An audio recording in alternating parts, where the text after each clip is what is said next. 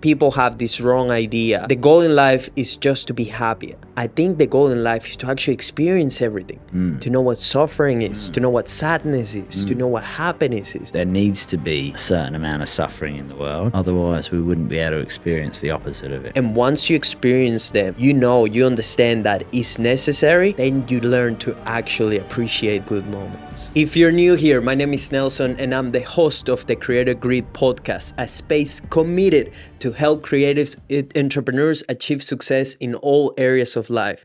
Normally, we have extraordinary individuals as guests. Today is no exception. Today's guest is one of the most talented photographers that I know, and it's my brother, Luke Simpson. Welcome, my man. Thanks, man. That was a nice intro and compliment. Yeah. I didn't think you thought that of me.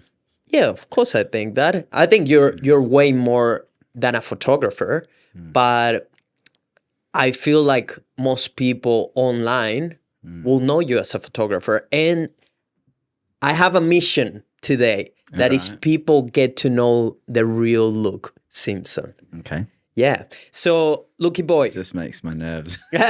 Just to settle my nerves. Yeah. I just want to start giving a little bit of context of how we met. And essentially, I came to Australia in 2016. And in April of 2017, I did my first road trip in Australia. I had no money back then. I just managed to save a little bit working insane hours in hospitality and just decided that I'm going to pursue this crazy thing of making a full-time living doing videos.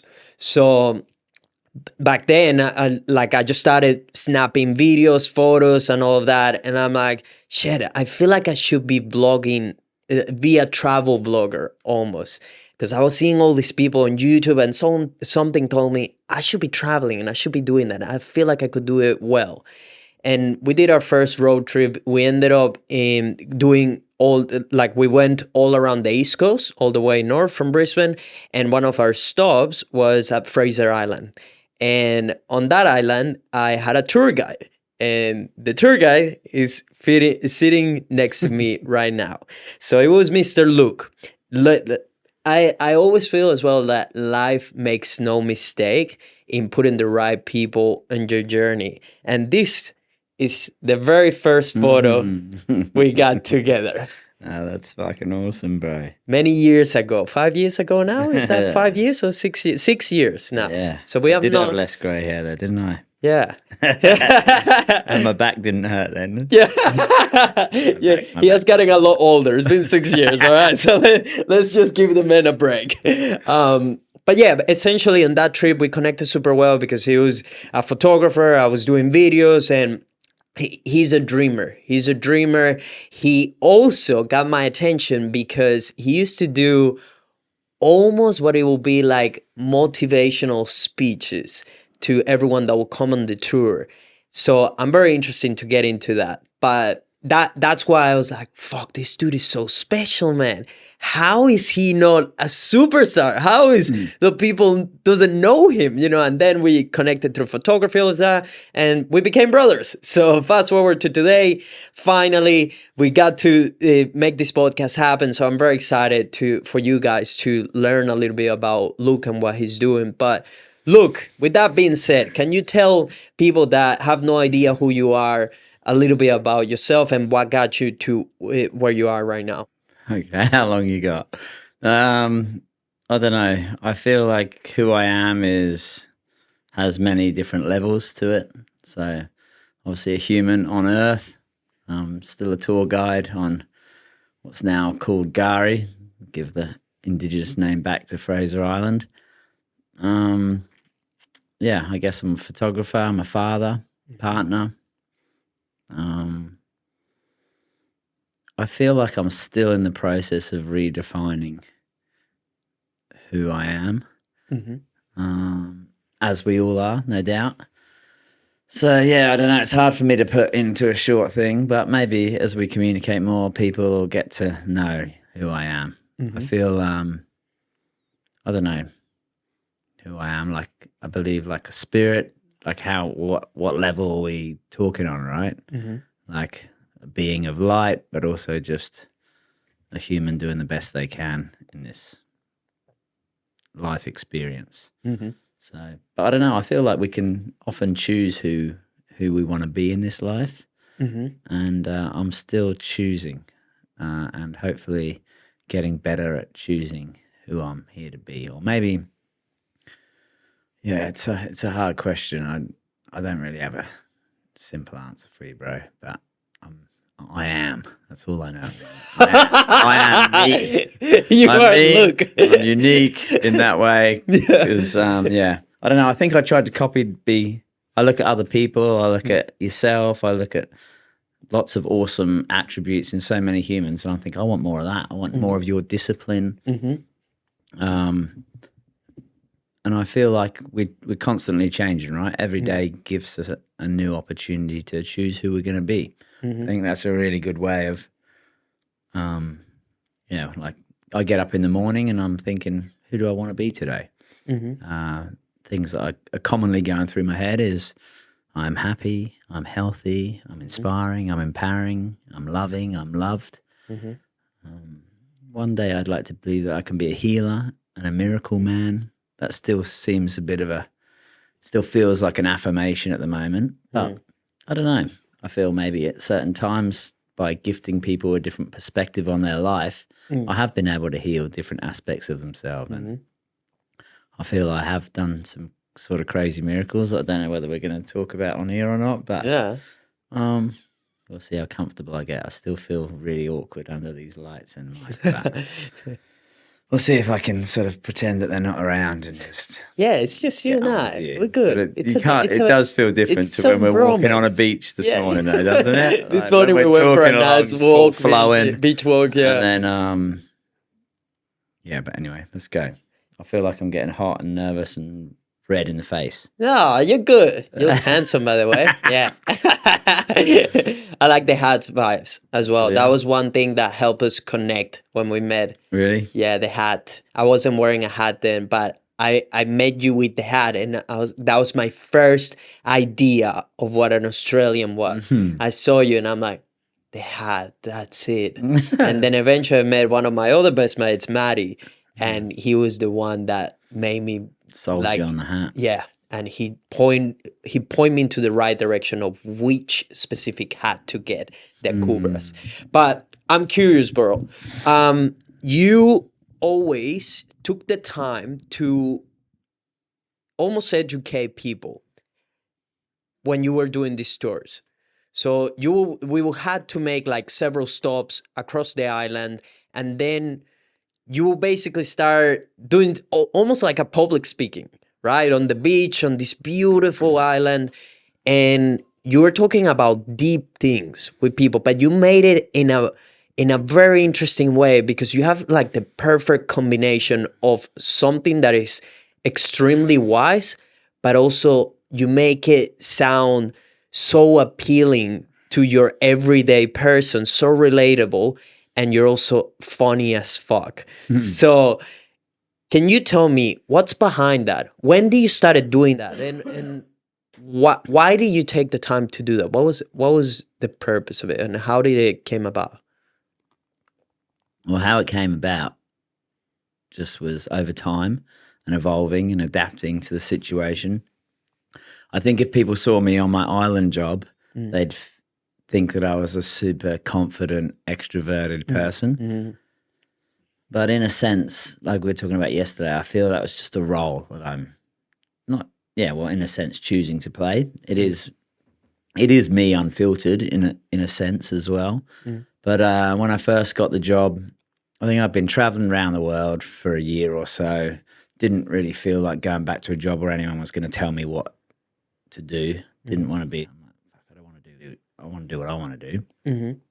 And then someone came up with the idea I could move up to Rainbow Beach, teach at a surf school, and go dolphin kayaking, take people dolphin kayaking. Done that for a little while, got a little bit boring.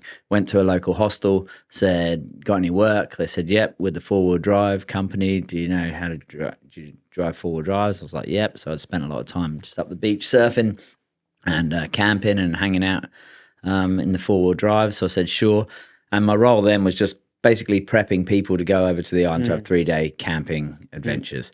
The guy who was my boss then done a lot of briefing.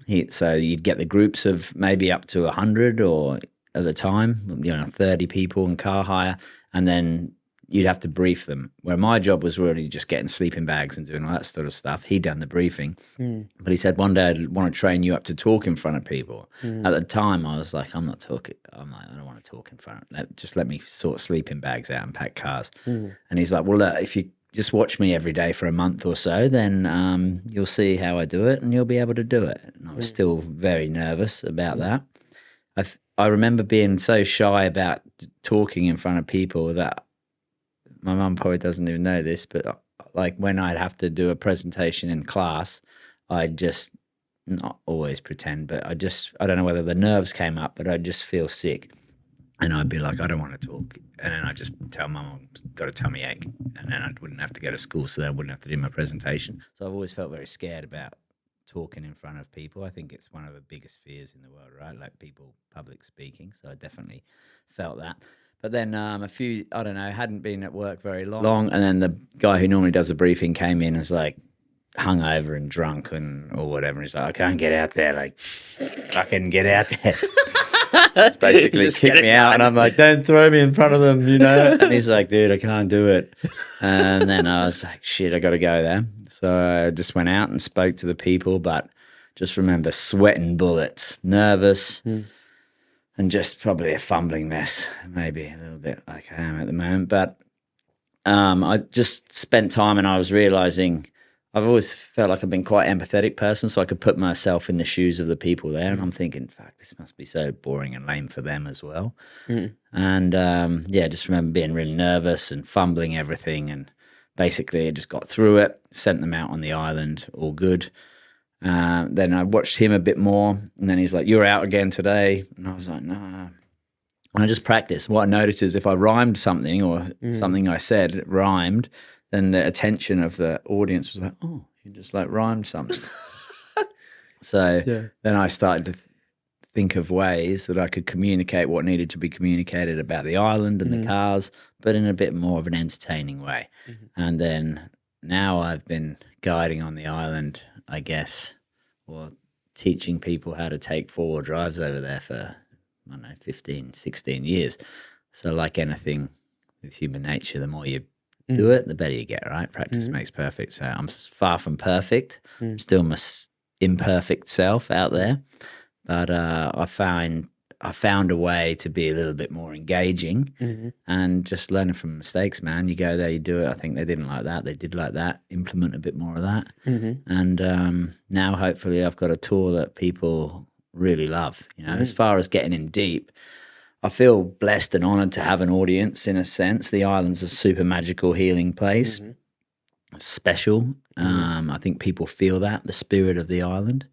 And I feel just very blessed that I get to have an audience, and I feel my bosses back there, and they didn't really give me too many guidelines. They said basically bring them back alive and try not to get too many complaints.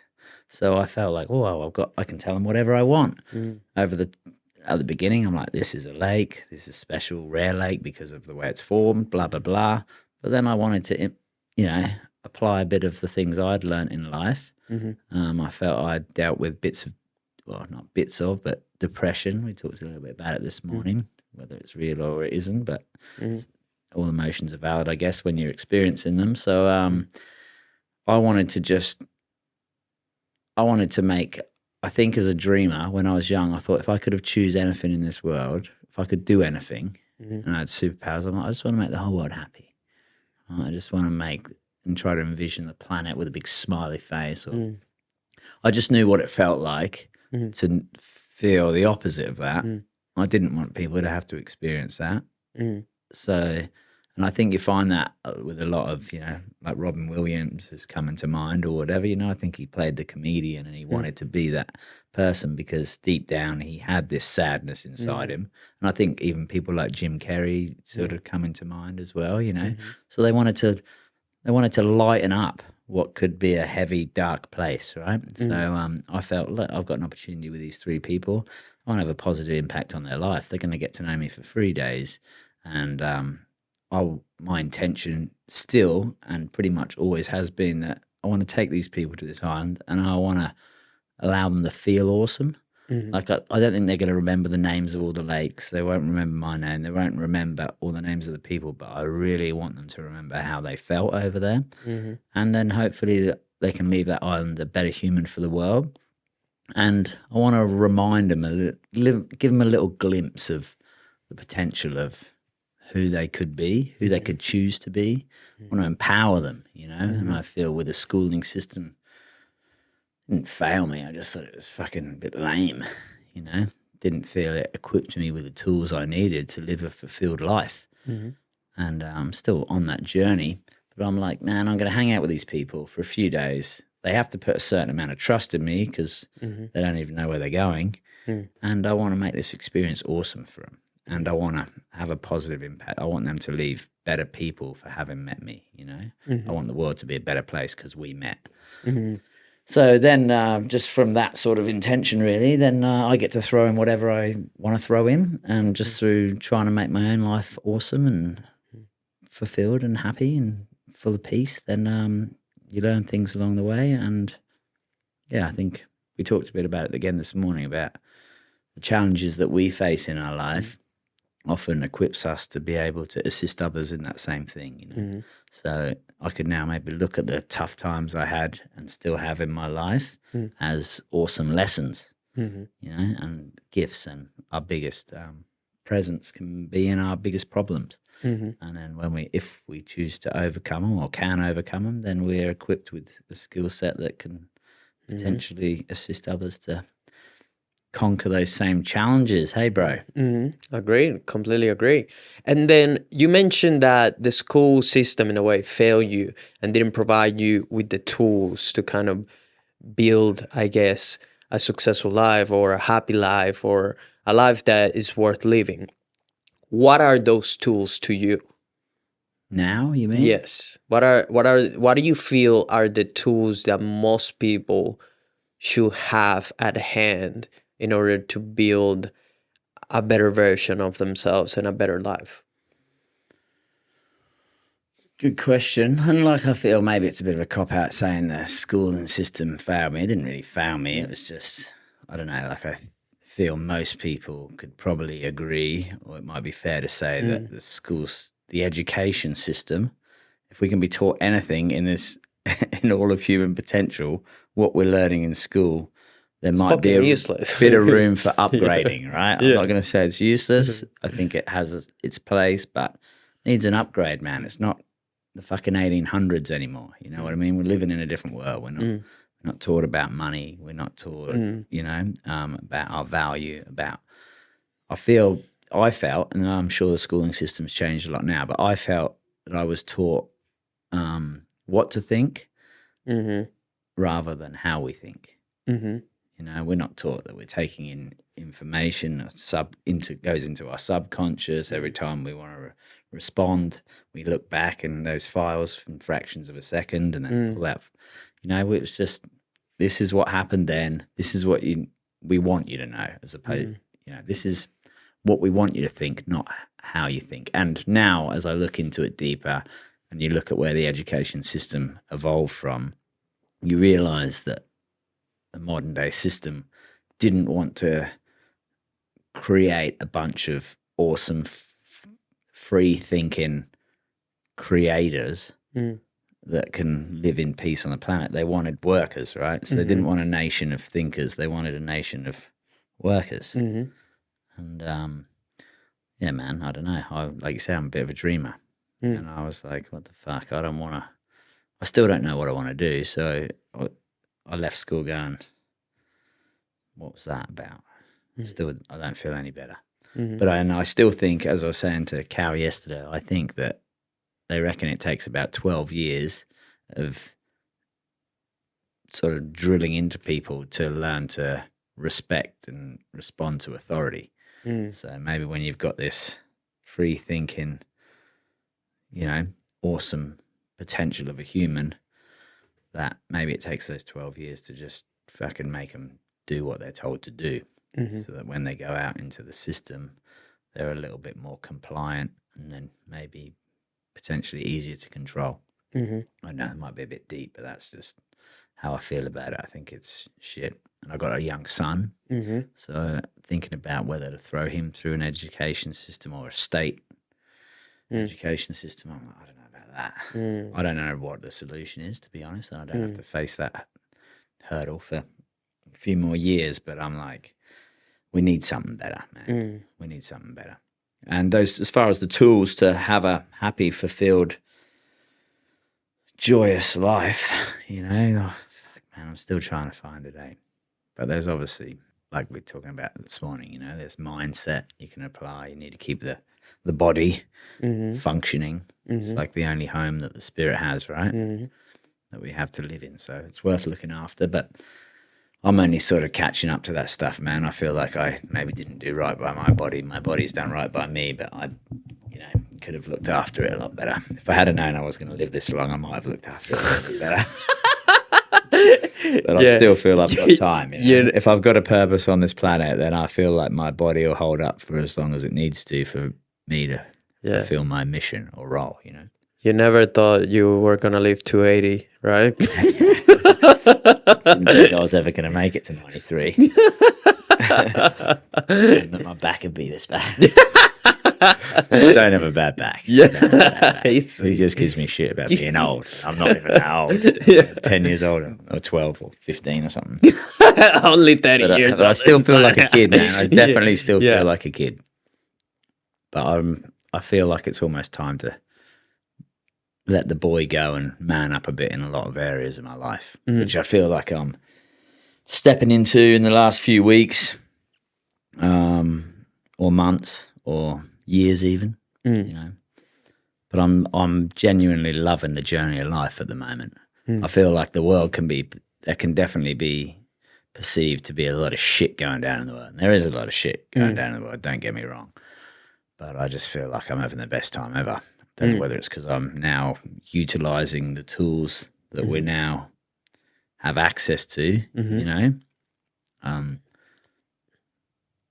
know. I feel that life's just going to keep getting better, eh? I feel as I'm getting older, you give me shit about getting older, but I'm feeling like my life's getting better than it was. Like I spent a lot of time, a lot of uncertainty in the world, a lot of feeling disempowered, a lot of time feeling sad at the state of the world. Like, why has there got to be this much suffering? You know, I felt that almost traumatized me as a young kid, like looking out in the world and seeing people just experiencing such turmoil, you know, in their environment, you know, like no food to eat in a fucking war zone. And just people were like, why does there got to be all this suffering? And I feel that hurt me, you know, like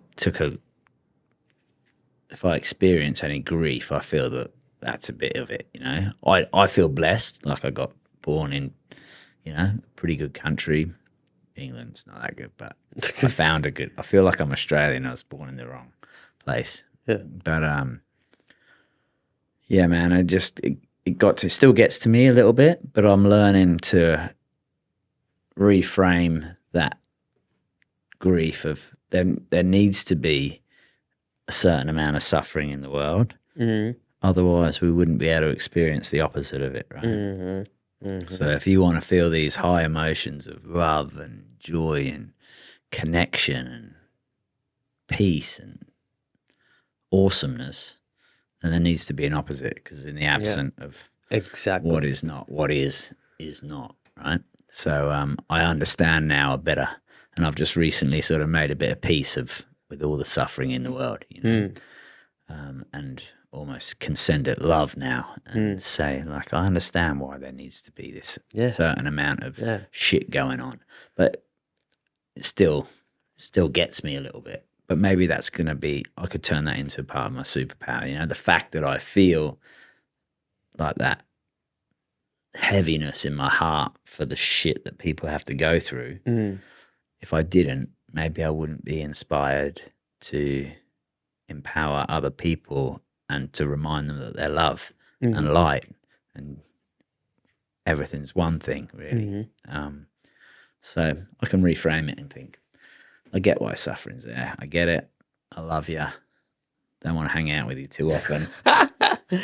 But I get why you have to, in a polarity. And Yeah, then it's it needs to be necessary. there. It's necessary in order to become a better version of you. You need to go through difficult things. Otherwise, how can you improve if you don't go through something hard? Especially as well, if you look at it like when you forge deep bonds with someone, usually it's because you guys have gone through something difficult together. Some of my best mates have come from going through something that was really hard and we made it out and we were like, fuck, dude, we're not the same, you know? Same with business, you know. I've gone through so much fucking shit since I decided to quit dentistry to pursue this crazy dream of doing this, right? And there has been a lot of suffering along the way. There has been a lot of obstacles, a lot of, tears, battles, wars, and I made it out. I'm doing this. I'm living my full potential, my dream. Not even no, it's not my full potential. I'm just tapping into a little bit. There's so much more to be unlocked over the next years, which makes me so excited. But also, I'm hungry for those difficult moments because I know what's out there. And once you experience them a few times, you understand that it's necessary and that is okay. That this is it's gonna hurt for a while. But if you make it to the other side, things will get better and you will come out stronger, wiser, smarter, just an overall better version of yourself. And I look back to the most difficult times I have had, from losing family members to losing my best mate to having to move and not see my family for 7 years plus, to studying to learn a new language on the opposite side of the world, to doing jobs that I never thought I had to do while being a dentist, to pursue this thing that everyone told me was insane, that I shouldn't do it, that I had so much pushback against. And now looking back at it, I'm like, this is the best thing that could have happened. All those difficult, hard times, because it made me who I am and it helped me shape an iron mind. That's how I feel. I feel unbeatable, unshakable, unbroken, unmatched. So powerful, man. And I wish everyone could feel this way. Yeah. I honestly do, because I know what it feels like to have your heart broken. I know what it feels to lose someone that you care about. I know what it feels to have $0 in your bank account and have no idea how the fuck to pay rent next week. I know what it feels like to have to steal food because you couldn't afford it. I know all these things. So that's why I just want to help people to find what I've been able to find within. So I guess it's very similar to you as well in that sense with everything you were saying. Oh, that's beautiful. You put that really well. It's like you prepared that bit. No, but I know you haven't. You're just channeling your truth. And I think that's probably what we got to connect over when we first come to the island, or you saw in me and I saw in you. Like, we'd love to, maybe if we are dreamers, then we'd love to be able to show others what could be possible. As I'm trying to think of a slogan for my photography business, or what it is that I really like to do, is I'd love for people to help people to see how epic this world and life could be, and I can often see more in others than they can see in themselves. I struggle more to do it in myself. Like, I believe in other people more than they probably believe in themselves, but I'm only just learning to apply that to myself. But I gotta walk that talk too, so I'd like to step up in that level. But yeah, man, I feel that that's where we sort of connect in that more on a spiritual purpose way, is we're here to sort of almost show the way a little bit, like way showers, like, because we're blessed with the gift of being able to see maybe through the shit, to see like there's some awesomeness, even Yes. how you could communicate then about suffering, you know. Yeah. A lot of people could be victimized by it 100%. and still yeah. are. And I'm not saying I'm above that. But yeah, just to be able to go like, maybe there's some fucking good in this. You know, what good can come from this? Yes. Awesome book called Zen and the Art of Happiness by a guy called Chris Prentice. And I remember a part of the book where I think he was abseiling or something. He was all about training the mind to, you know, I think you'd appreciate. Don't know whether have you read that book?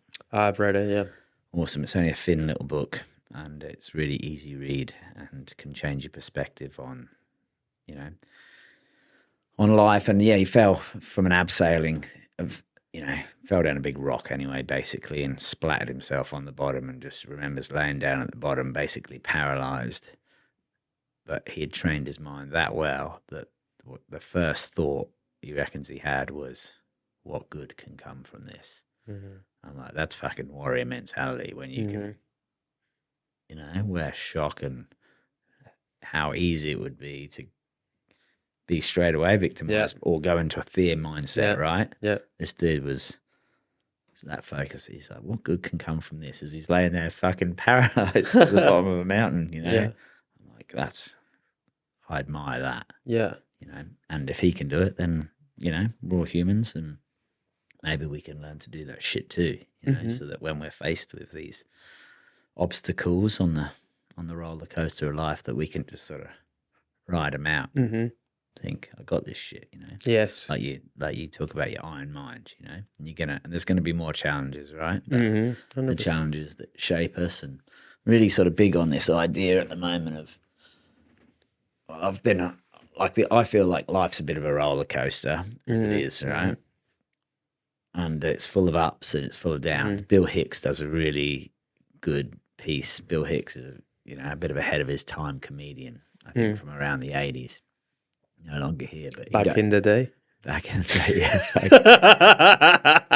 well, before your time. When I was you. I remember the time.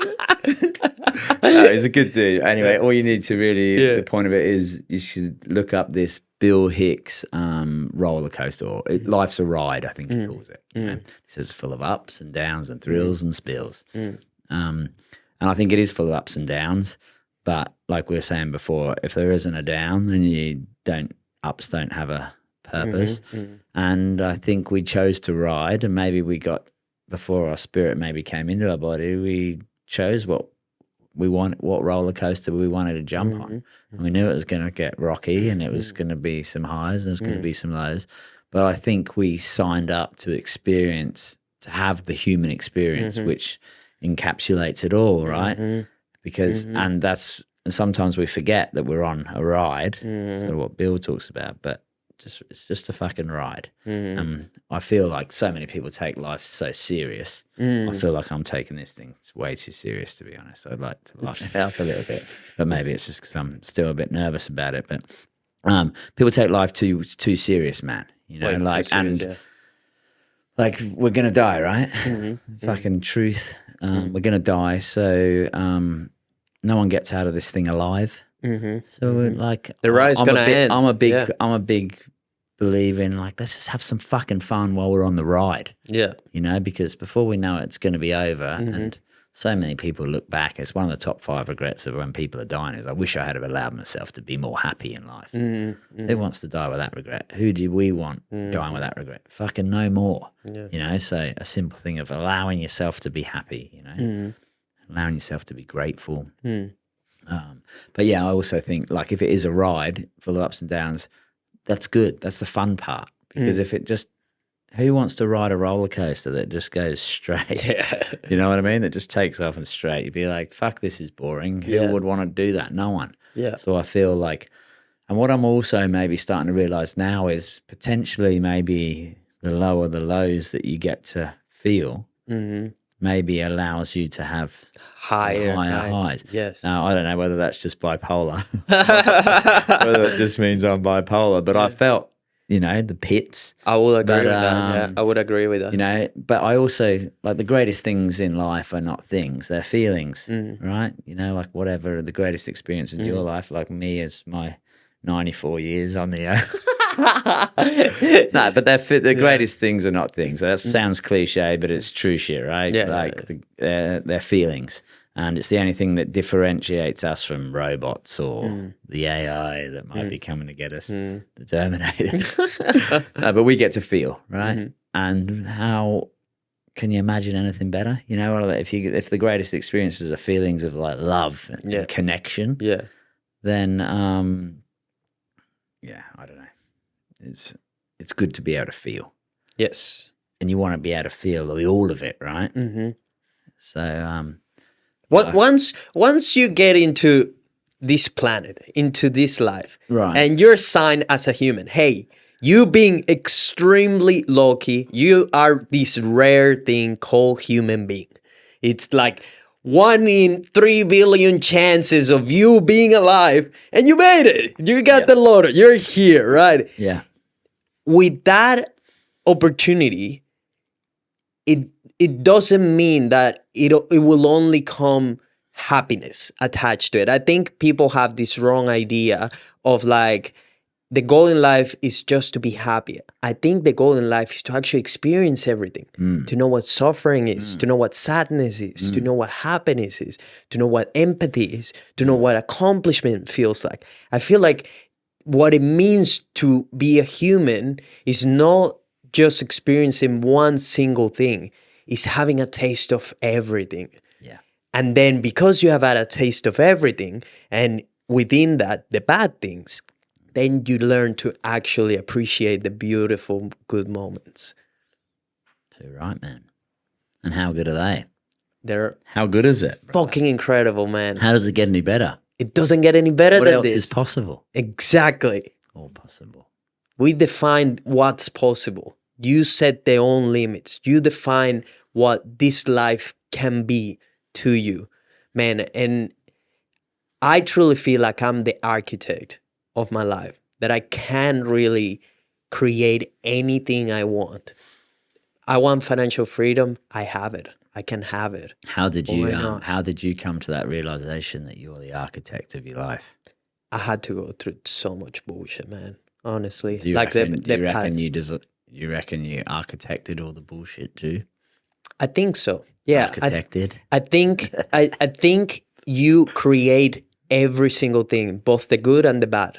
So, and that can happen subconsciously. That can happen because of you just had the wrong blueprint.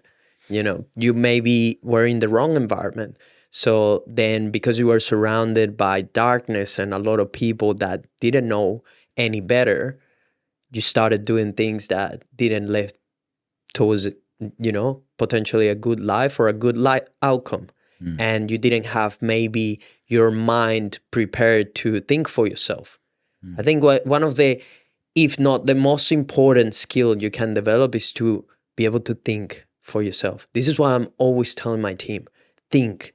Just think. Before doing, acting, responding, reacting to something, just think for a moment.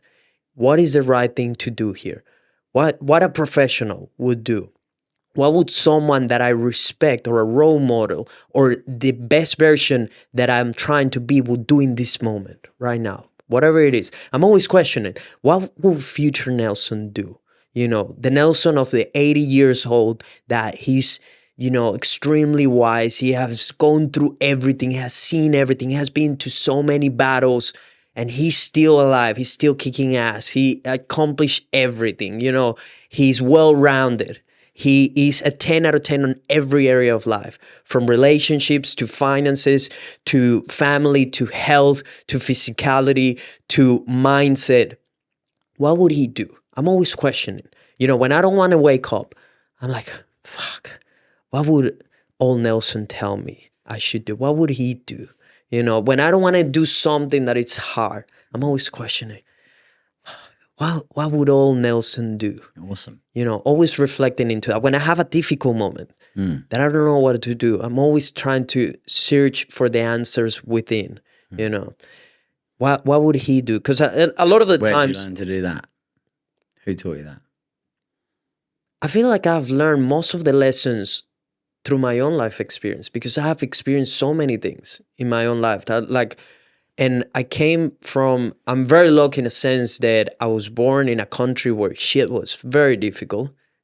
That's one of the best things that has ever happened to me.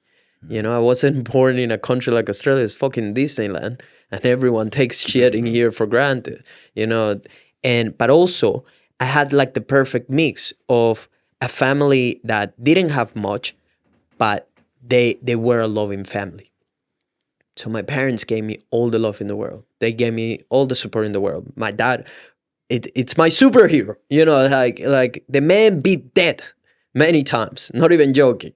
You know, and my mom is hands down the best mom on the planet. So that provide me with the fundamentals, I would say. But then going through all these difficult things and having to become a man, you know, I don't feel like I was a man until I came to Australia 7 years ago. I was 23, a dentist, and you know, I just lost my best mate, you know.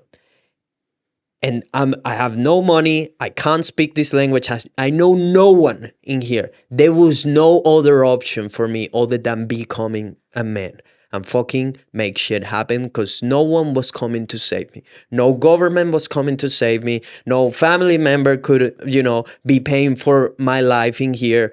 No one cared.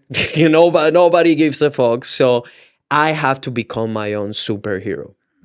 And through doing that, you know, man, I don't feel it's that hard. I feel like people make life too complicated, and it's not that hard. To me, life is about finding what's the best version that you can be. I'm constantly hunting for that every day. I'm just hunting what is the best that I can be.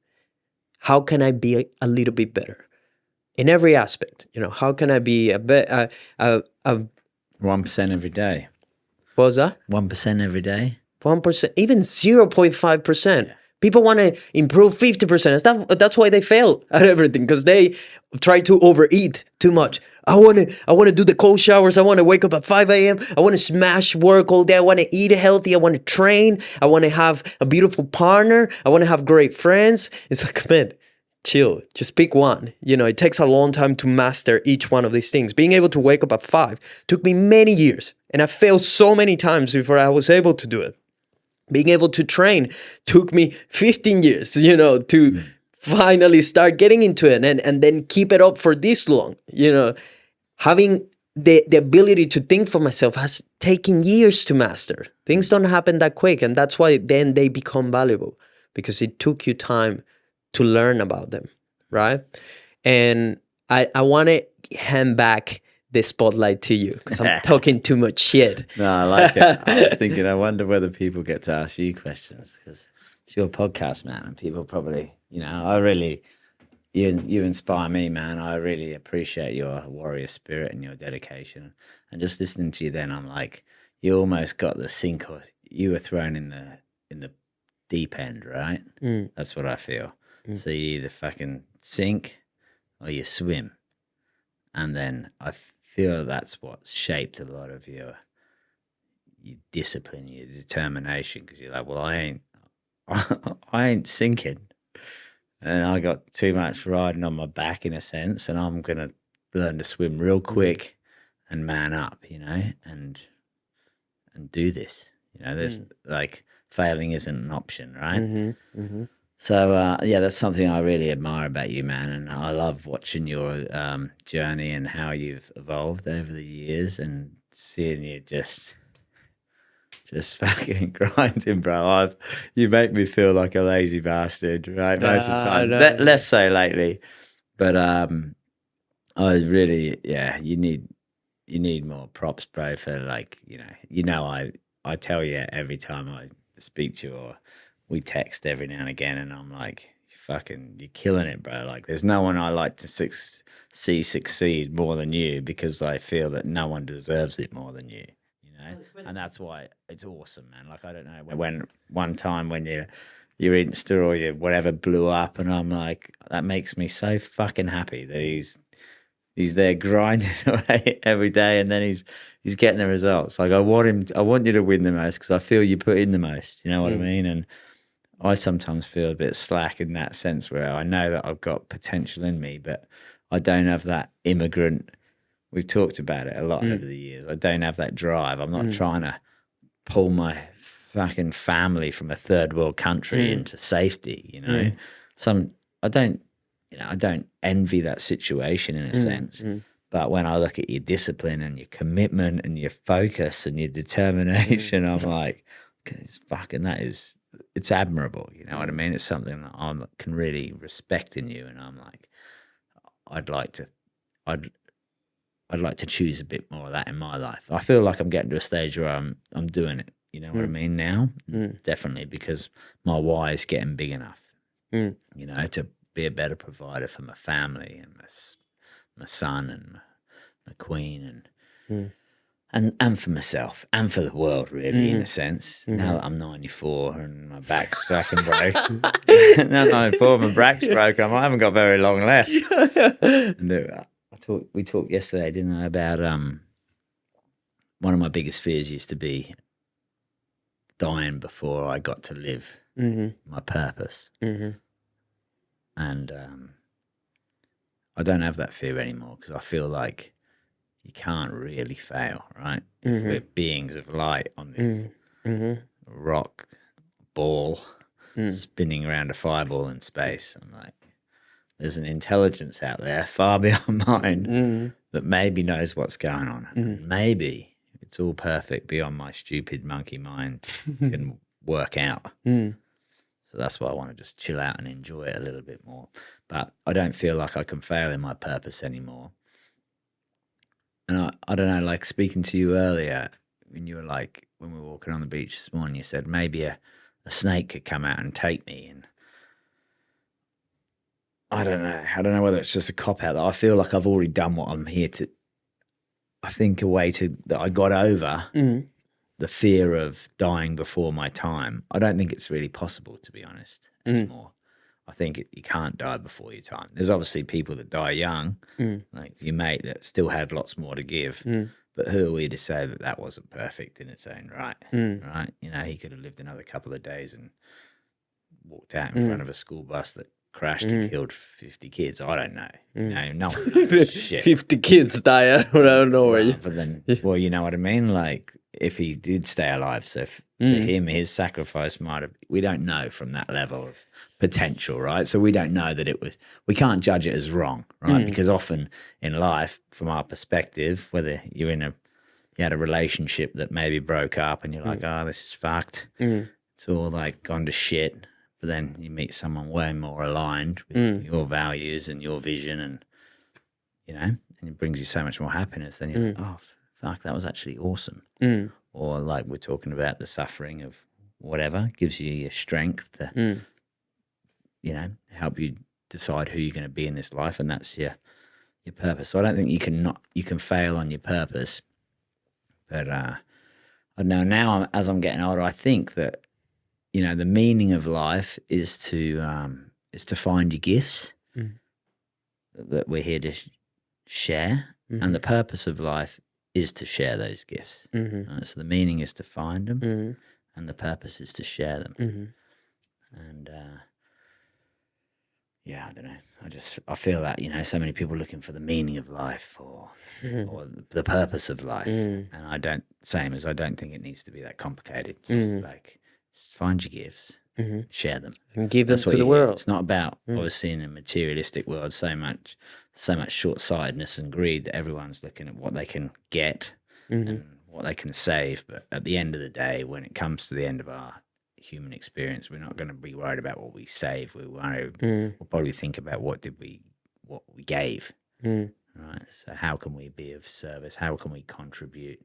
And maybe for a lot of my life, I lived it a bit selfish. I don't feel I'm a selfish person. Some people might think I am. I think my sister thinks I'm a selfish person.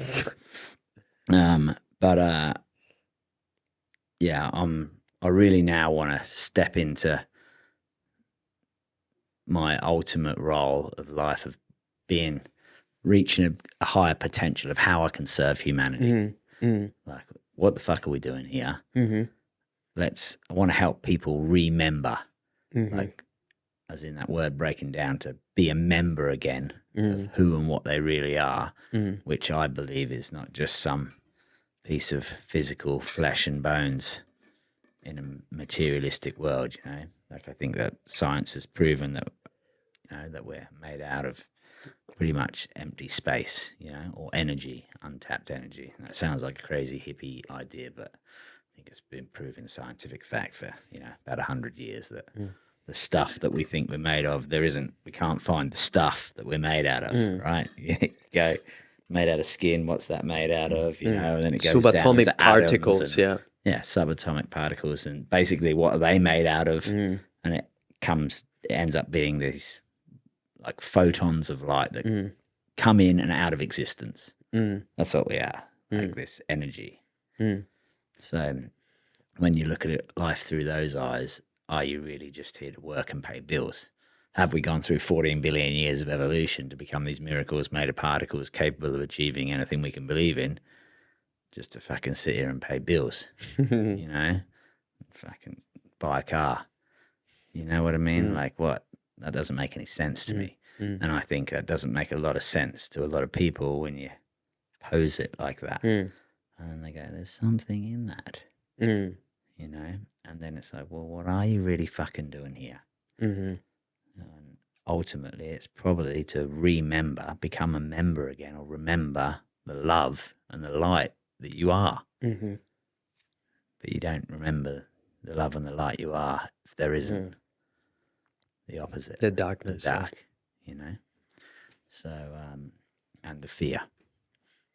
So it's I'm just gaining more clarity now on how I can best serve, and I feel that I can best serve. Like, one of my spiritual teachers told me a long time ago, like, do you want to know your gifts? I'm like, fuck yeah. And I always remember it. He said, your gifts in this life are to share your knowledge, your insights, and your exact words for others to build their life upon. I think I just took it at that time, like, oh yeah, what is that? What does that mean? But now, as my journey through life's gone on, I'm looking back and I'm thinking, yeah, that maybe was my gift. And if that's my gift and the purpose is to share it, just even organically through my work and people like you taken to the island, I'm sharing my knowledge. I'm sharing my insights and my exact words for others to build their lives upon, you know, and hopefully just give them a little glimpse, try to remind them that, what are you fucking really doing here, you know? Maybe it's more about finding that thing that can make your heart sing. And so many people are caught in the hamster wheel of life, right? You know, where they're on this hamster wheel and they just they're tired, but they feel, from an outside perspective, as I'm watching it, I'm like, what are you doing? And they're like, oh, it's tiring. And then it feels like their solution is to run faster. And it's fucking madness. But that's also a unique position that I get people in when they're on holiday or they've come halfway around the world. They're out of their comfort zone. They're off that hamster wheel for a while. So they get this unique perspective to look back at maybe their friends and families that are doing what they're doing on that hamster wheel. And they get to experience the freedom and the joy that they're having and the freedom of being more in control of their life, of where am I going to go today? All the senses are alive because they're some new experiences. They're tasting new foods. They're smelling they're seeing new things, hearing new birds. So they're like, oh, this is what it feels like to be fucking alive. This is good. I like it. Yes. You know, and then they feel that they need to get back onto the hamster wheel. I mean, you know, most of the people that are on the tour, to be honest, they're that blessed and lucky being born where they are born, and they realize they're in a rat race, and they're that fucking lucky they could win the rat race, but ultimately they'd still be a rat, you know? Only the rat can win the rat race. And I don't think we're here to be rats. We're here to be something better than that, you know? All this evolution, if we can choose anything, then why be a fucking dirty rat, man, when you could be a whatever, you know, an architect of your life. And if you are an architect of your life, would you be proud of what you're creating? You know, the journey and the life you're living. But Yeah. You have to question why you're doing it. And unfortunately, for most people, like it happened to me, I didn't question my life deep enough. I didn't break it apart to see exactly why I was doing what I was doing until I had the loss of someone very dear to me. That was the reality. Once that happened, the hamster wheel stopped. And for most people, unfortunately, that's the way it happens. They need something, a near death experience, or the loss of someone very dear to them, or some very unfortunate scenario for them to actually stop the hamster wheel and question everything that they're doing. Yeah. That's what I've experienced. Because That's even people, this is something that you probably have experienced as well. I have met so many people that they have so much potential, and they're stopping themselves from yeah. achieving it, or they have this fear of, no, but my salary, my job, this and all these stories Mm, that they've been told, mm, and you tell them like, dude, but you love this. Yeah, but it's too hard. I couldn't do it, or no, I don't. They don't think it's possible, and then you try. I've tried so many times. I always wanted to to help people, and be like, man, it's there. Look, the path is just there. You can take it. Nothing's stopping you. These things that you're saying, they're not real. You're creating these monsters, this salary or this boss, this job. You can always find it, but you should try, because if you don't do it, you're gonna regret it. mm, In related to that, I spoke to quite a few old people, mm, and I spoke to people that have financial freedom, millions of dollars, and I spoke to old people that were your average humans, your everyday person, and they both. I asked them like, "Hey, is there something what that you will change, that you will do differently?" They both gave me the same answers on with different words. They both said, "I wish I'd taken more risk. I wish I'd tried more." They mm, regret not trying enough. mm. Yeah. Mate, just try. Just have a go. Just know that, fuck, I try. If it didn't work, if I die today, this, I will die peacefully. If I go wherever I go, God, the afterlife, the simulation, whatever it is, and they played my movie and they're like, dude, this is everything you did. You fucking went through a lot of hardship. You had some epic wins. You made the life of other people better. You passed on your knowledge to some other people. You were a loving person. You had great friends. You were in great shape. You became really smart. You were capable. You were trying really hard. You never made it to these massive goals that you had of making the world a better place and inspire all these millions of people and help a million of creative entrepreneurs make a full-time living with what they love. And you never made it to all these big ones, but you were trying. I'm at peace, dude. I tried, like Yeah. it didn't work out, but it's okay. What's the opposite of that? Mm, Not trying. mm. Why would I do that? Why would I not try? It's even silly Well, when you think because of like it. fear's the fucker, right? Yeah. Fear's the one that fear's a crippler, and it can be powerful. And I think, yeah, but yeah, and we I think we both feel the same as we love people to move towards their passions and their dreams, and we both accept that it's not going to be easy, right? But Mm. probably easier than the regret of getting to the Yes. end and thinking, "Fuck, I Yes. didn't give it a go." Yes. But then that's also, I think that is the number one regret of people when they're about to pass, or when they get old and they look back at that, like me, and they look back at their life. They're like, the number one regret that people have is, I wish I had have lived a life true to myself.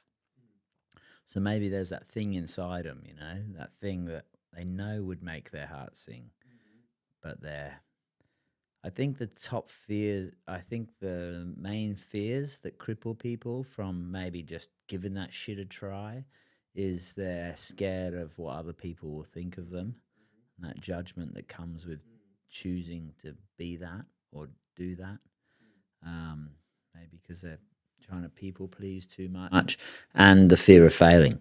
You know, whereas if they don't try, then they couldn't really fail. I think supposedly they're the top two fears of why people don't really do the shit that they'd actually love to do, is the fear of failing and the fear of what other people think. Ultimately, when you get a bit older, you're like, maybe when there's a bit more ego in play when you're young, you care about what people think about you a lot more. I'd still like to let go a lot of that. You know what I mean? Maybe I wouldn't be so nervous doing this shit if I didn't give a fuck what anyone thought about it. But then also I think there's a level of healthy, not people pleasing, but I want to serve, right? If everyone's hating, then I'm hating on me. I feel like I'm not serving the best I could, you know? So there's that level. But yeah, I think when you get older, you just realize, fuck, it doesn't matter what other people think of me. It matters what I think of me. You know what I mean? Like, you can die happy going, I fucking gave it my best shot. You know, other people might have thought, well, Nelson didn't do it. Who gives a fuck about what other people really think? I think when you get older too, you also realize that so many people are caught up in their own problems that they don't actually give a fuck away. They really don't. They're too busy worrying about their own shit to be focused on. They might throw some judgment, but that's really just projection. You know what I mean, of themselves, you know. And the fear of failing is, the best way to fail is, like you say, not give it a fucking go, right? But I still need to, I realise I've still got a fair bit of work to do in that. And that's what might be really nice, man. From this podcast point of view, maybe it would be really awesome if we do another one in the future. And then that's where it'll be more of a documentation. Like, even now I'm still thinking, you're not going to put this out. This is fucking useless. No one, who's going to get any value out of this? I feel like I'm half just, being a shell of myself. I still feel like this microphone's in my face way too much. I wanted to put it down. And but yeah, maybe as time goes by, I can step more into that role of an empowered version where I don't give a fuck what anyone thinks, and I can't fail because I'm just smashing out. Like, I realize my deep fears. I feel that I'm important and can have a massive impact on this life, but then I feel I'm going to die trying, right? I'm going to break those limitations down, face those fucking demons. They can't beat me, you know what I mean? Like, if I'm being given a role in this life to try and help and inspire and empower other people, I don't think I can really fail, to be honest, you know what I mean? Because I just don't. So I just think I'll get better and fucking better and better. And then I'm interested to come back and do this podcast in another couple of years when I'm just slaying in all areas of life, like you say, 10 out of 10s all around. And go, remember that last time when I came along and it was all weird having all these mics and cameras pointing at me when I just wanted to hang out and have a chat. But that could be maybe inspiring and empowering for others too, because they saw the journey. Yeah, right? And they absolutely. saw how uncomfortable I felt. And then if they see me on a tour or maybe speaking to some people and them looking at, I can say that I wasn't always, didn't come easy, but I knew that that's what I had to do, and got better, and now I'm fucking kicking ass. I still feel on some levels I am kicking ass in life. Like I said, like, I'm having the best time ever. I love it. Being a father has just been like the greatest adventure. I'm curious, how did that change you, having Koa? Oh man, I don't know. It's so deep, and a lot of parents will always say, and I remember thinking, you don't know, but they say you don't know the love until you have, your kids, or that unconditional love. And if we're here to feel the ultimate feelings, then for me, there hasn't been many greater experiences in my life than the love I feel for looking at this little guy, man. You know what I mean? That's when you think angels are on earth. Heaven can be here already. Maybe this is heaven. This is heaven already, right? Yeah. Like, the love you get to feel for these beings. But I remember when he came out, I had a lot of fears about being a father. and it almost stopped me from having a kid. Like I wasn't stoked on the state of the world. You know, there's a lot of people out there doing not a lot of good shit. And I was like, I don't know whether I feel safe to bring a child into this world. And thought, what if this happened, or what if this happened? And it was all fear based. And then once I, as cliche as it sounds again, went from the fear based reality of what could happen if I have a child to the love side of it, like how. And then I thought of how nice would it be to hold some, like if we're creators, what a miracle, right? A miracle made of particles. That love has literally love between people has created and put into flesh and bone here, you know? And yeah, I just thought I had to trust, I had to surrender to it all a little bit, you know? I'm like, what if that thing, you can look at it and it says, I love you. And then I started to focus on the love. And then I chose to, you know, choose to be a father. I'd done it quite consciously. And so I wanted to give him the best opportunity that he could to be like an awesome little guy. And I had to surrender to something better than myself, you know, or bigger, or some power that was bigger than me, you know. And then when he was so young and sort of they come out like these helpless little, you know, dribbling, shitting balls of awesomeness, I'm like, me maybe as a higher consciousness is looking after him, and he doesn't know. He's not aware of it. Like a dog's not aware of the internet, but it's there.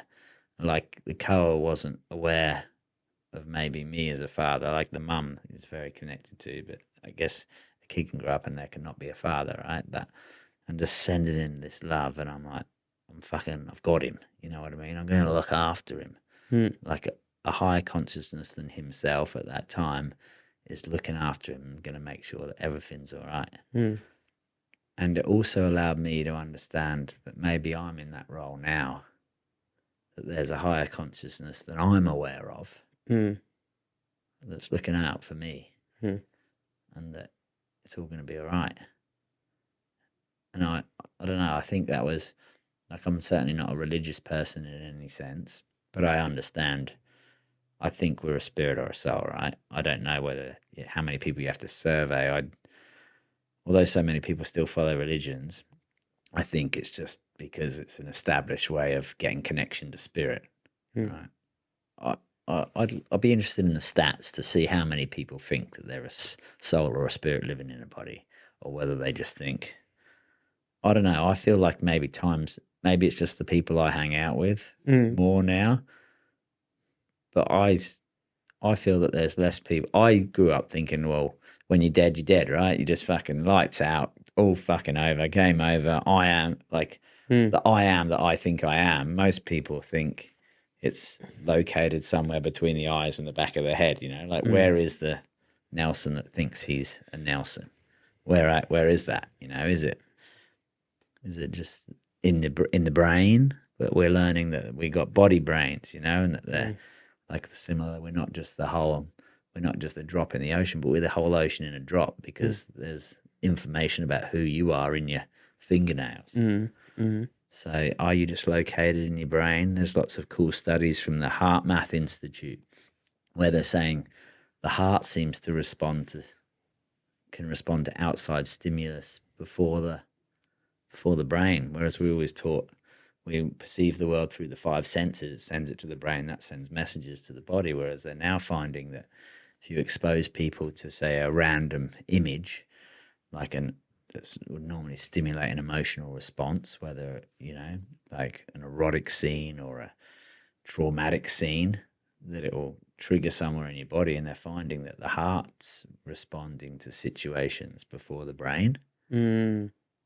But then that doesn't really make sense, because we're supposed to see it through the eyes, which goes into the brain and then send a response to the heart. But they're like, and they're finding out that the heart is actually, if like we're supposedly like that energy that I was saying that untapped energy when we look down to past the subatomic particles it's electric and it's magnetic energy. So in essence, even getting back to your question earlier, who am I? I'm just an electromagnetic vibration ultimately, but perceived through the senses. I'm Luke Simpson, you know. But the heart ends up being like something like 3 to 5,000 times stronger magnetic energy than the brain. So if we're interacting with everything, these plants that's going on around us, and it's also this plant's electromagnetic energy, then maybe the heart's more connected to what's going on around here than the brain. You know, these different relationships. But anyway, I don't even know what got me onto that, to be honest. But just went off. But it was beautiful. Went off on a tangent. Yeah, I do that a lot. But whatever. we're talking about Koa. Oh yeah, Koa. So I just feel that, I don't know, I think that we are soul or spirit or energy, and that maybe I have a deep, I think being a father's done has given me a deeper trust in a higher consciousness than myself, looking out for me and making sure that everything's going to be all right, which I think is a beautiful takeaway, you know.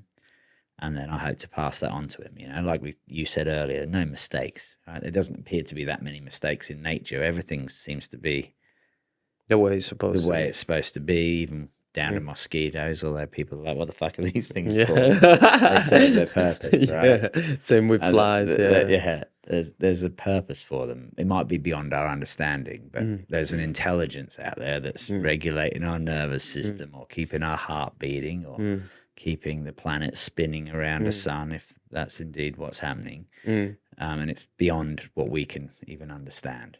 And I just learning to trust that a little bit more, whatever that intelligence is. Call it what you want, God, life, source. I feel like life is a really good way. God and life for me are almost interchangeable. You know, sometimes you speak about, oh, God's looking after me.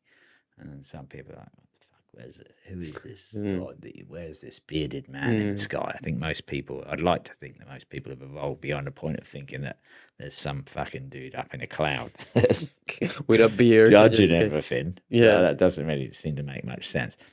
But I feel most people, not everyone will say they believe in God, but it'd be hard to find many people that don't say I don't believe in life.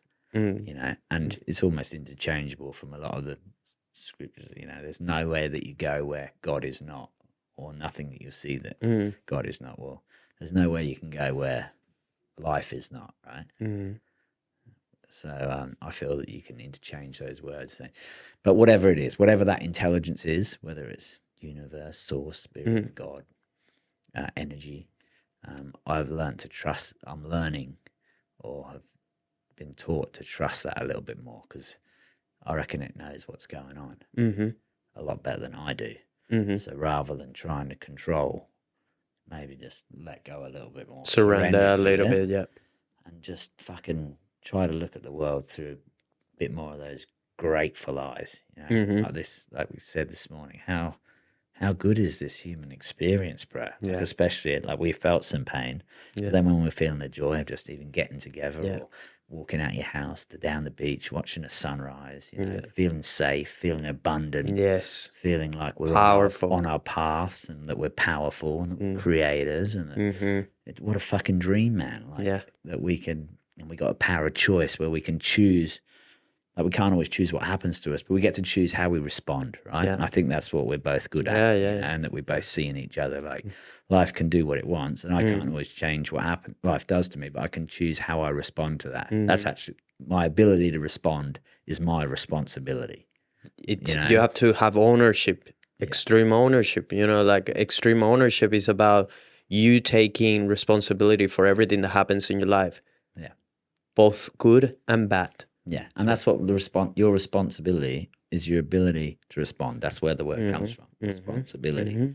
And that's where I feel like I'd like to think that we're quite good at that, that when life throws you whatever, we have a great ability to respond, or choose how we respond, because we got the gift of choice. So we can be like, wow, this is fucking awesome, man. Yeah. You know, like, this is a gift in disguise. What an opportunity. Yeah. And just how great is it that we got a choice, man? How great is it that we get to experience love and joy and be so blessed? Like, how great this... I genuinely can't think of anything better. And I think that we both love that idea, and we try to encourage others to follow that or find that. As cliche and fucking weird as it can be, sounds a bit, I don't know. I You're want to gonna say fucking gay. just say it. You're gonna get cheesy. Just say it. No, I want to say like as gay as it can sound. Right, but now in the PC world, Yeah, like fuck yeah. that, you know what I Oh mean? my Anyway. god, you just got us canceled. God damn it, we were doing so good. our Look, our bank accounts have been fucking seized. Damn it, they just took all our money. The algorithm We're shut us blocked in down. We're social blocked. media. Any respect we had, God damn any respect it. that we had left has We been almost fucking made thrown it, out Luke. the We window. almost made it. It's okay. Yeah, It's but okay. I don't even know what we were talking about there. Distracted me, but that's awesome, man. Like how beautiful, how great it all is, and I feel truly blessed. I believe we signed up the queue of, like you said, how blessed we are to be in this human form in one of the greatest times to be a human ever. Yeah. Like, has there ever been a better time to be a human being on the planet Earth than it's as good as today? It is. As good as it gets. As good as it gets, with more choices available to us than ever before. And yeah, man, I think what's actually happening too, and I'm not into astrology really, I don't understand a lot of it, right? But I think when that whole 2012 thing went down, or there was talk, it was the end of the Mayan calendar, and I think it was the end of what's called like the precession of the equinoxes or something. So when the Earth's supposedly spinning, it's also like on an axis as well. And apparently in that 2012 time, lots of things work in cycles, right? And apparently at the end of that 2012 was the end of like a 25,000 year cycle, but it was also when the Earth was one of the furthest points from the sun. Okay, and then after that 2012, it starts coming closer again. So we're actually, if we are beings of light or electric and magnetic energy, like the sun's obviously quite powerful. I think a lot of old tribes and that used to treat that as almost as if it's a god in a sense, because without it, there is no life either. But we're now actually spinning back towards the sun and getting closer and closer. And as we're getting closer, we're receiving, like you can check up, I think, like you can look at, there's a thing called like the Schumann resonance, and we're actually receiving more light on this planet. More photons of light are coming to the Earth and have done for thousands of years. So if we are ultimately this electromagnetic energy or light code or beings of light and love, we're actually moving back towards who and what really are. I believe there's more information coming towards us and like the analogy of the dark and the light, right? Like we're moving back towards the light. I feel that most humans think that there's a bit of a battle going on between dark and light. I don't think there's a battle going on between dark and light. Like, it's not, dark actually has no power over light. Dark is just the absence of light. Because, you've probably heard the analogy of a cave can be in the darkness for however many thousands of years, and all it takes is one candle to diminish it. The darkness doesn't have any power over the light. The light can just not shine. So I don't feel that there's even a battle of dark and, like the Star Wars or a lot of these movies play out this idea that there's this battle going on between, dark and light, which I guess evolves to like God and the devil or good and evil. There is no battle between good and evil. Evil is just the absence of good, but I also feel like on a planetary level too, we're moving back towards the light, and we can't, like I was saying about the trust in some intelligence beyond our own. I feel we're moving back to that, and we can't not get there. You know what I mean? Like that's why I don't really mind dying. Like if I do die, I just don't want to die with those regrets of not living a life true to myself, which I do. Not having allowed myself to be happy. I do it. I'm conscious of that. One of the other top 5 regrets is staying in touch with friends. Probably could be better at that, but I don't burn any of them bridges. one of the other regrets is I wish I hadn't have worked so much. Mm. Don't work, it's hard. And the other one is I wish I had been courageous enough to express myself. Mm. And I feel that I'm at the beginning of that journey to become better. You know, I've definitely come a long way from being that scared little kid that was too, frightened and to talk to anyone. Here I am, and also within my job, I'm talking to now tens of thousands of people. But I still have that little bit of fear of expressing myself. I don't feel free to totally be my true, authentic self talking into this or doing this. I feel like I can't say some things that I maybe would like to or would do if it was not other people watching. But I'm gaining that courage to express myself. So I don't think I'm going to die with any of those regrets. So if something took me out tonight, I'm like, fuck, man, look, I lived, I loved, I served. What a fucking ride that was. How beautiful. And I've got to experience already that roller coaster of emotions. I hope it doesn't end anytime soon because I still feel like I've got a lot more to give. And now I feel like I'm almost ready to step into my power. I feel I've let a lot of fear block me from being Man, an and awesome people version of now myself. people now live up to 100. You're 90 only. You're still 94. Got 6 years. another 10 years. 10 years. 6 years to go, bro. No, man, I honestly think, and that's what I feel like I know what it's like to be in tough times. But for all those people that maybe are going through tough times or experiencing that, the illusion of separation, which is where I think a lot of the human suffering comes from, this idea that we're separate from something, which when we look into quantum physics and mechanics now, it says like everything's just one thing, man. It's all this cosmic soup. Like you're not disconnected. You're not separate from anything. Like we're connected to all the humans in the world, like biologically. We're connected to like these plants chemically, right? What these are putting out, we're breathing in, and what we breathe out, they're taking in. So quite literally, we're becoming our environment. You know? So we're connected to each other biologically, to the earth chemically. When you look at trees, that's made of some carbon, nitrogen, hydrogen, and oxygen, and we're the same.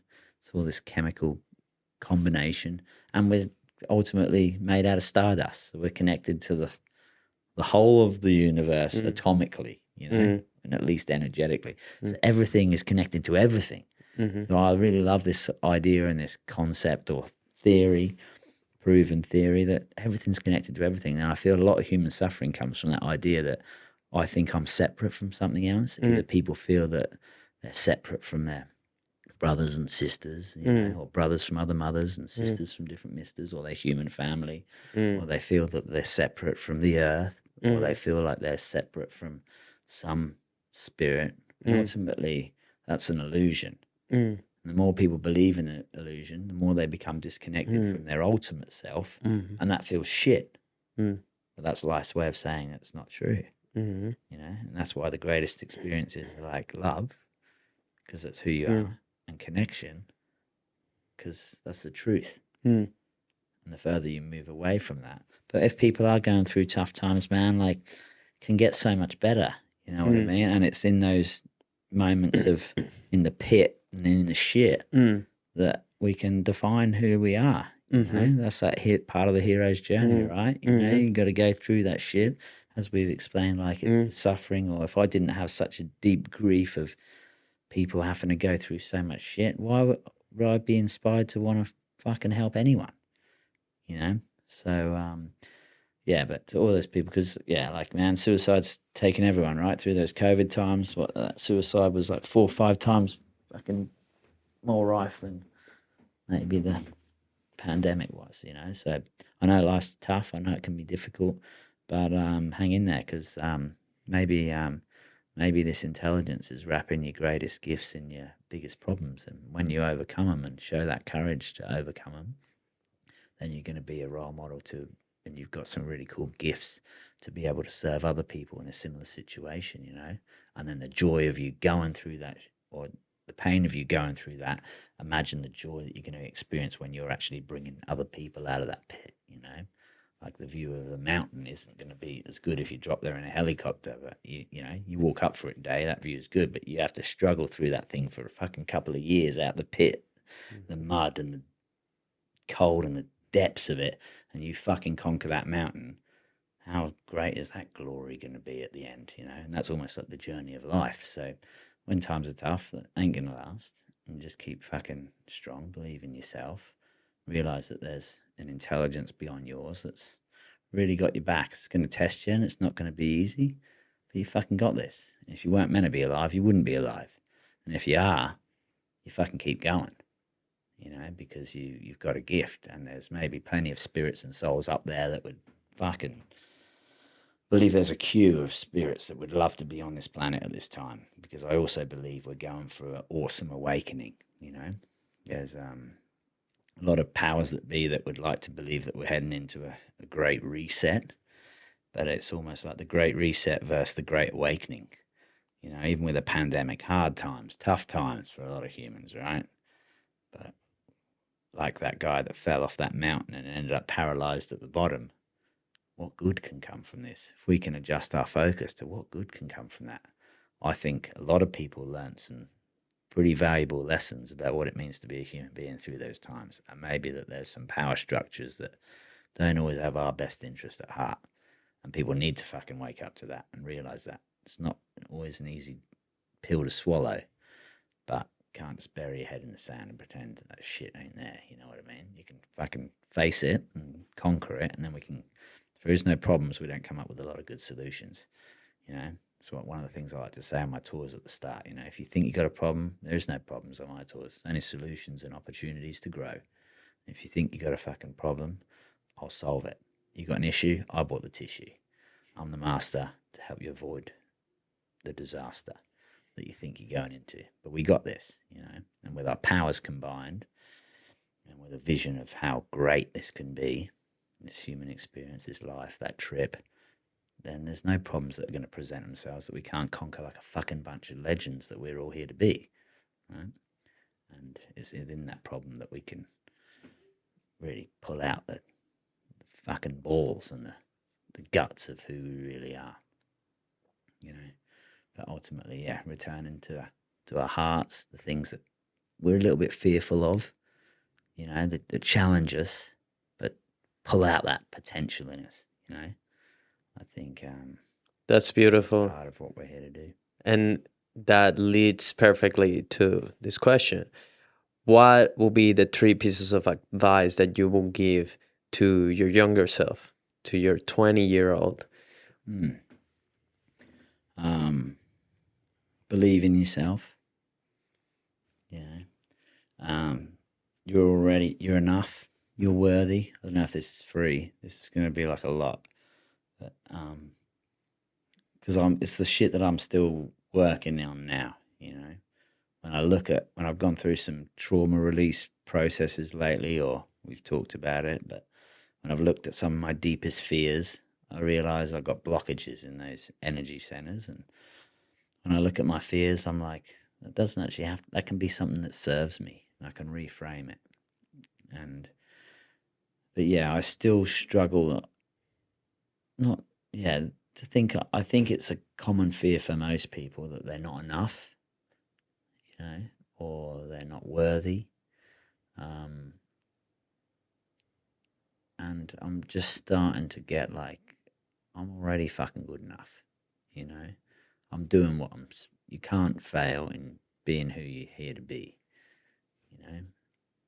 You can continue to grow and evolve, you know. There's always more love, and you know, it's like a horizon. You want to get to the horizon, you get to the horizon, and then you're like, oh, now I want to get there.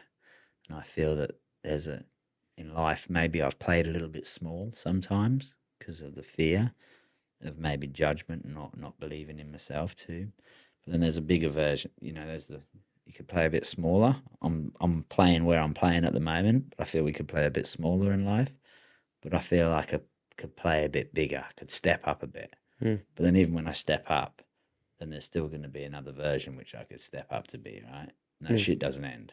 Mm. Maybe the horizon. You can get the horizon. You're like, I made it. You're like, oh no, there's Mm. the horizon, and keep going.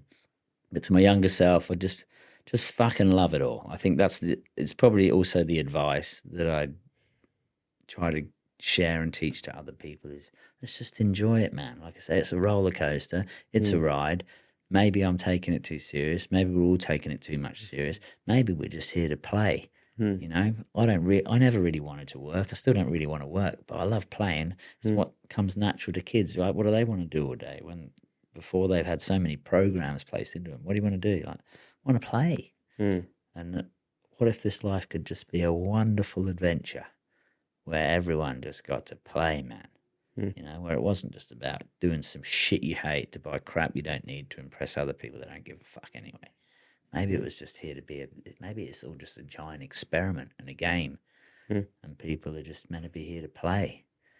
Imagine how good that is. Like, I'm a dreamer in that sense where I really still do believe that an environmentally sustainable, spiritually fulfilling, socially just human presence is possible on planet Earth. Most people are like, what the fuck? You know, why not?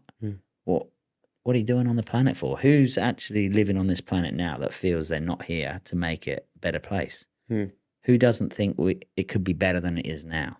It's fucking awesome. But surely it could get a bit better, couldn't it? It's like the horizon. What else is there? What else is possible? And I think we don't even have to answer that question. We just got to keep asking the question, because the answer's in asking the question. What else is possible? What else could we do? And then how fucking good could this human experience get? If we're experiencing moments like we do, like this morning, just, you know, watching the waves and the sun and thinking, how fucking abundant is this earth? The good earth is rich. It's enough for everyone. And if we learn to imagine if everyone was just following their fucking hearts, doing the shit that they love, sharing their gifts, well, how great could this life be? Like, it's good right now. It's good, but it could get fucking awesome, man. I feel like we're just scratching the surface of not just mine and your potential of our role on this planet, but imagine that combined. You know, I had a vision once where people realized they stepped into the knowing and the truth of the living gods that they were. And rather than being functioning on subconscious all the time, they chose to like be fully empowered, conscious gods, realizing that they're creating their reality and doing that en masse. You know, like I might have an idea, I want to do something, right? And if I share that vision with you, with our powers combined, hopefully we're better than just our parts combined, right? Like two maybe could do the work of three, or what, you know. And imagine that on a planetary scale of people believing of what's possible. And I feel that's what we want to do, and maybe not even consciously, but we want to tell people, we want to show people what could be possible, man. And imagine if everyone around the world, I don't know how many billion we're up to at the moment, 7 or 8 maybe, just all focused on something. Because there's that saying, like, where attention goes, energy flows. And I believe that reality grows. Like, what we focus on, we get more of, right? So if the whole potential's out there, but if you're like, life's shit, you're a victim, you're stuck in victim mentality, everyone's fucking the problem, everyone's doing this to me, or it's all shit, no, it's crap. You just look for evidence. Like, our brain supposedly can only, you know, it takes in maybe, let's say, for example, don't quote me on the numbers, like 8 million bits of information a second. The brain can only process 1 million bits. So what million bits is it going to look at? Like, you don't realize the gravity on your ass until I bring your awareness to it, right? Now that, or on your feet or something like that. So we're actually taking in so much information, but depending on where our mindset is, determines, we just find backup evidence. It's like confirmation bias of, so we like the world's fucked. Then you see you're almost magnetizing that out of everything that could be happening. You see the dude pushing old granny over, or someone stealing something there, or someone living in fear over here. When you say, how fucking awesome is it? And you bring your attention to the glory of being a human. You're like, how good is that? Look at that sunrise, man. That barreling wave over there. Look how great. Look at these physical, the vehicles we've created to get around on this earth plane. How fucking awesome. Yeah. So what we focus on, we get more of. And imagine the combined focus. You get 6 or 7 billion people focusing on living on heaven on earth, sharing, caring, feeling connection, love, joy, peace, freedom. You know, where would we be living if everyone was fucking waking up focusing on that? It'd be awesome, wouldn't it? And I feel that the powers that be, or the lesser light beings, know how powerful we are, and they fear us remembering how powerful we are. So they have to keep us super scared. Because if we take the power back, those that potentially might have a bit of power at the moment lose it. They want to lose it. They've maybe potentially been going through thousands of years to acquire power, and they don't want humans waking up to the glory of themselves and going, well, I don't want to fucking do what you tell me. I don't want to I don't want to go to war and fucking bomb a kid's hospital. You know, so they got to keep you scared. They go, well, if you don't go over there and do that, you won't have enough money. And then so they sell us the fear story. And we got most people on the planet caught in a cycle of fear. And then they're creating more of that because that's where the folks are too scared. Won't have enough money, or won't be able to have a house like the person next door. When I think our attention's been hijacked. That's why you got to have that's why the news is on every fucking hour, or jump in a car on the radio every half an hour. That shit's fucking. Do you listen to the radio? No, fuck no. I haven't watched news or listened to the radio for a long time. But everyday people that are caught in fear, I think we saw through the Matrix and like. Once you see it, you can't unsee it. Well, I can't be influenced by this kind of information all day. You turn it off. But there's a lot of people that are caught in the cycle of fear. They're getting fed it, and then they start what they put attention on grows in their reality, and then they're scared, and then they just get more things to be scared of, and I feel that's sad, man. You know what I mean? That leads me to something. What's the worst advice you've ever received? Worst advice? I don't know, man. I feel like I can just look at it as, when you have those moments of awesomeness, or I don't know if you've ever done any like plant medicine or you've taken psychedelics or anything like this, where I've visited these worlds a couple of times, or these other dimensions or things where there's just this world of fractals, for example, where everything is just one thing. And when you get these moments of such beauty, you look back at every moment of your life as being like, fuck, I didn't realize how awesome that was at the time. Like, it's been a big topic on this conversation. So when someone's like, the worst advice, man, everything that's happened in my life has got me to here right now. This is pretty good. I like it. What's the worst advice? I don't know, man. It's all good, eh? It's all gravy. It's all good to help combine us to get to this moment right now. And this moment's pretty special because it ain't never going to happen again, right? And we're living in it now. What's the best advice you have ever received? Fuck, man. Do you have a favorite movie? I don't really have favorites or bests. The best advice I could give to anyone is just try to remember that, you love, you light, you're here for a reason. You're super powerful. Everything's connected. It's all perfect beyond our understanding.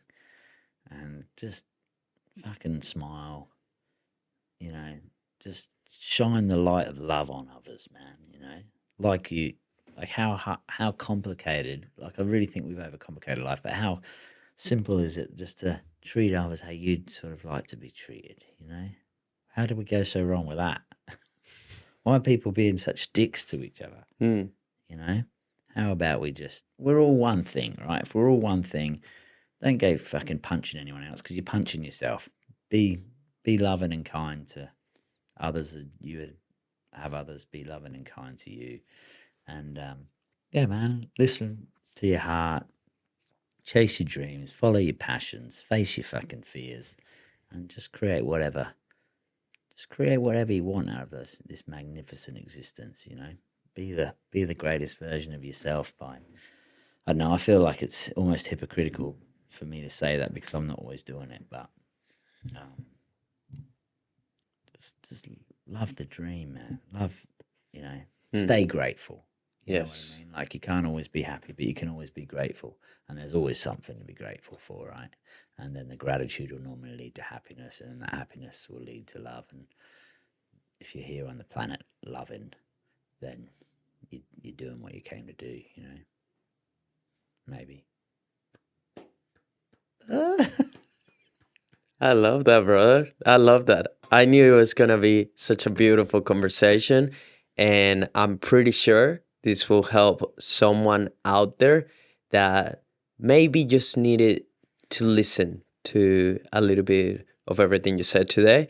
I didn't wanted to get into the photography aspect of things just because that's such a small piece of who Luke Simpson is.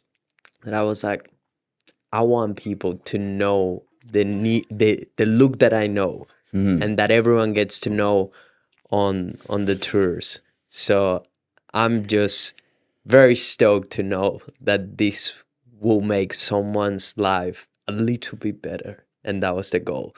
Look, Yeah.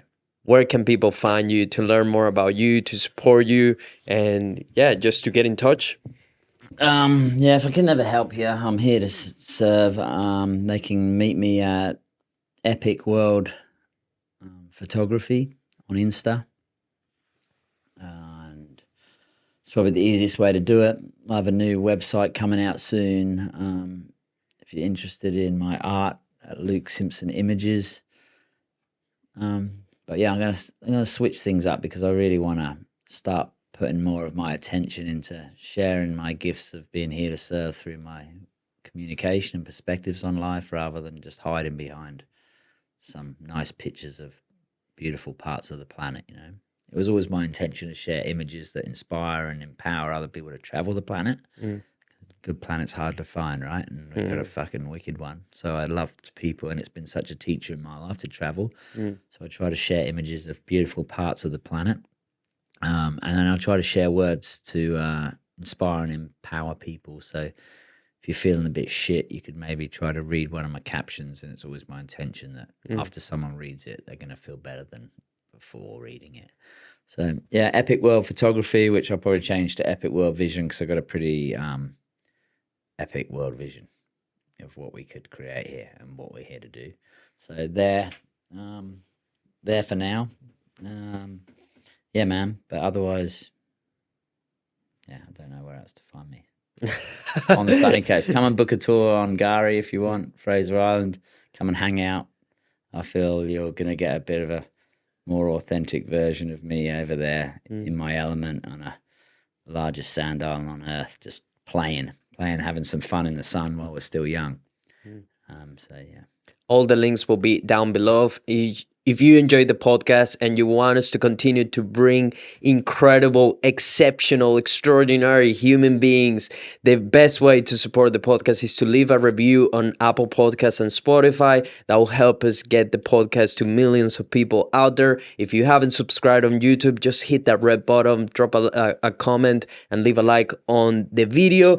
Follow us on every social media platform at The Creative Grid. I'm at Nelfalife, and I'll see you on the next episode. Good vibes for everyone. You.